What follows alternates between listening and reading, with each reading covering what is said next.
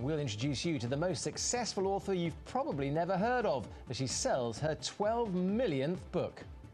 When some people achieve the kind of massive professional success most of us can only dream of, they'd be forgiven for choosing a slightly more exotic life, perhaps. But not Sue Bentley. No, she may have sold 12 million books in 30 languages all around the world, but it has not changed her one bit. Matthew Hudson went to meet the woman who describes herself as the most successful author you've probably never heard of. Brilliant. Sue Bentley doesn't drive a Bentley. There's nothing flash about her. A Northampton girl through and through, Sue and her husband Graham still live in the same house they bought more than 40 years ago to raise their two sons.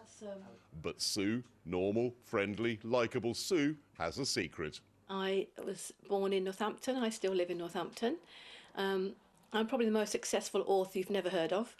I've been writing for 30 years, and I've just sold my 12 millionth book.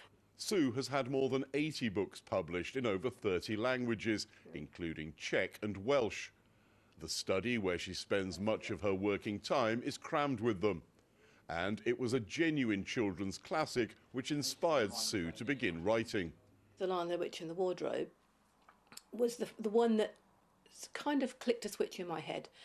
And I thought, this isn't a book about the everyday, about school children and some adventures that I'd been reading about. This was about a world somebody had created.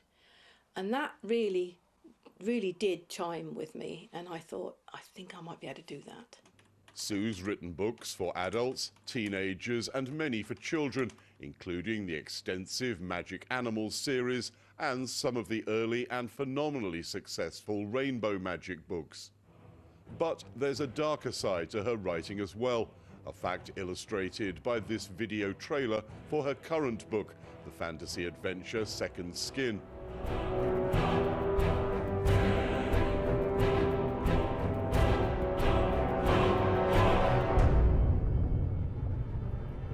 The next one is shaping up to be just as dark. It's set in Victorian times, a kind of gothic sort of thriller kind of thing, called Frozen Charlotte. And it's kind of inspired by the shoe trade, because it's something, although I've lived here my whole life, I don't have a lot of hands-on experience of. Sue is relishing researching the subject, particularly as it's set in her beloved home county. Some of it is that my family are so deeply rooted in the Northamptonshire soil.